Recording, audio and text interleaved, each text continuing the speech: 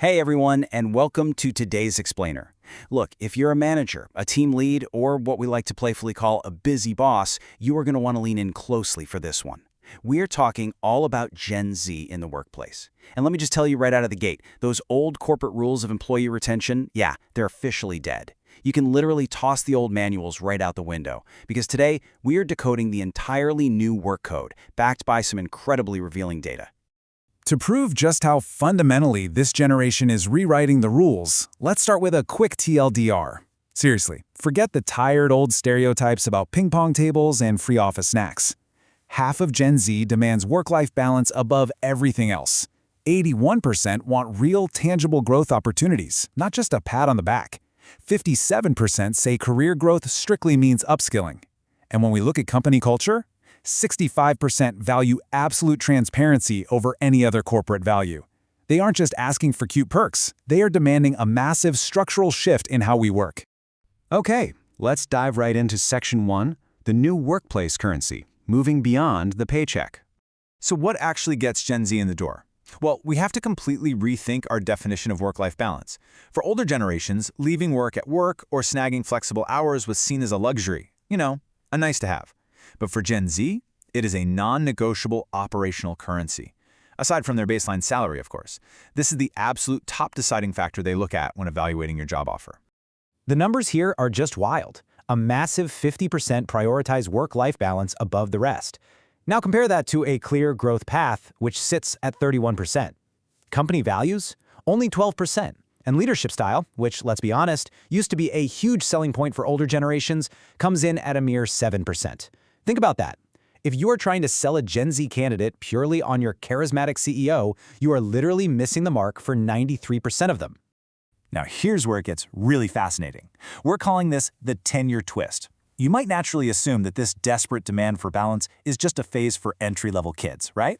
Like something they'll eventually grow out of once they get hungry for the corporate ladder. Absolutely not. The desire for balance actually intensifies as they gain experience. It peaks at a staggering 60% among those with 5 to 8 years in the workforce. They aren't eventually adapting to the old hustle culture. They are actively rejecting it the longer they work. All right, moving on to Section 2, redefining career growth, upskilling over titles. Okay, so you've successfully gotten them in the door with some healthy boundaries. But what keeps them engaged once they're actually on the payroll? Let's look at the contrast. The old way, basically the Millennial and Gen X playbook, was all about chasing traditional promotions, fighting for steady salary hikes, and thriving on public praise at the monthly all-hands meeting. But the Gen Z way? It's a whole different ballgame. They want upskilling. They want exclusive learning perks. They are craving real, tangible opportunities that make them a more valuable professional, rather than just getting a fancy new title for their email signature. Overall, 57% of Gen Z literally define career growth as skill expansion. But hey, don't ignore the nuance here. As they gain experience, that 10-year twist strikes again. By the time they hit that 5 to 8 year mark, the desire for an outright salary hike starts steadily rising to 25%. Basically, they want to learn first, but eventually they absolutely expect those shiny new skills to pay off in their wallets. So how do you reward a generation like this? Well, an overwhelming 81% prefer growth opportunities over empty appreciation. In fact, traditional public or private praise, it only resonates with 9% of Gen Z combined. You can't just hand them an Employee of the Month plaque and expect undying loyalty anymore. Though, as a quick aside for your budgeting, if you are employing Gen Z in those higher 15 to 25 lakh per annum salary bands, they definitely start chasing monetary rewards much more aggressively, hitting about 28%. Which brings us to Section 3, the stress disconnect. Basically, what's actually burning them out? Look, to retain top talent, you have to understand what makes them want to run for the hills. When we compare workplace stressors between Gen Z and millennials, it's a super revealing contrast. Gen Z is stressing out way more over structural issues. 34% say no work-life balance is their top stressor, and 31% point to a lack of growth. Millennials, on the other hand, are slightly less stressed by those big structural factors, but they're much more impacted by the day-to-day interpersonal dynamics in the office. And speaking of interpersonal dynamics, this insight is honestly kind of hilarious. A micromanaging boss is surprisingly Gen Z's lowest concern, sitting way down at just 16%. Meanwhile, 1 in 4 millennials absolutely feel the burn of a micromanager. Why such a big difference? Well, Gen Z is just so hyper-focused on the structural realities of the job, like am I getting balance, am I learning new skills, that an annoying boss barely even registers on their radar compared to the absolute dread of career stagnation. And make no mistake, this stress translates directly into flight risk. If they feel that stagnation's setting in, they are gone. 14% of Gen Z will just straight up quit within a single year if there is no growth. Compare that to a measly 3% of millennials. Gen Z has zero patience for a dead-end road. But there is a silver lining for you employers out there. The data shows that higher earners who actually do get that growth are remarkably loyal, with over half of them willing to stick around for 5 or more years. Next up, Section 4, the transparency demand. No more smoke and mirrors. So when you ask about top company values, you'd probably expect Gen Z, famously known for their activism, to index entirely on social causes, right? Actually, no. Transparency and fairness utterly dominant at a whopping 65%.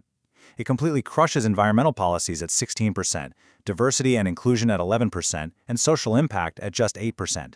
Sure, they care about the world, but when it comes to the people signing their paychecks, they want a fair, open, and honest deal above absolutely everything else.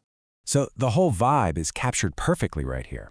Gen Z is not playing games. They want the truth, the whole truth, and nothing but the truth. And if we return to that more experienced 5 to 8 year cohort, 71% of them demand absolute clarity. They want to know the salary bands. They want to understand exactly how your promotions work. If you try to keep your operations hidden in a black box, they will just walk out the door.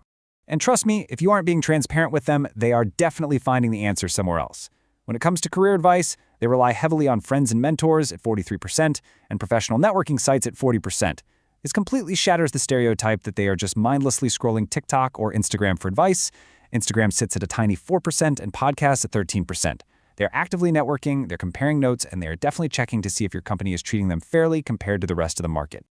All right, let's bring it all home with Section 5, the retention playbook. This is the blueprint for bosses. So how do we actually pull all of this together? Busy bosses, grab a pen. Based squarely on the data we've just unpacked, here is a rapid-fire synthesis of exactly what your company needs to do right now. Number 1, make balance a real enforceable policy. We're talking protected weekends and genuinely flexible hours. Number 2, stop relying on empty praise. Offer exclusive learning perks and certifications instead. Number 3, build in quarterly workload checks so your team doesn't hit a wall of burnout. Number 4, replace those outdated annual reviews with 90-day progress check-ins tied to very clear skill roadmaps. Number 5, build up highly visible internal mentorship programs, since we know they rely on mentors anyway. And finally, number 6, commit to absolute, unflinching openness about your salary bands and promotion criteria. And that brings us to our final big takeaway for the day. Gen Z has spoken. The data is incredibly clear, the trends are undeniable, and this new work code is fully written. They want balance, they want real skills, and they want the absolute truth. So, the only real question left for you is this. Is your company actually listening, or are you just going to wait until your top talent quietly packs up and exits to a competitor who is? Something to think about. Thanks so much for joining me on today's Explainer, and I will see you next time.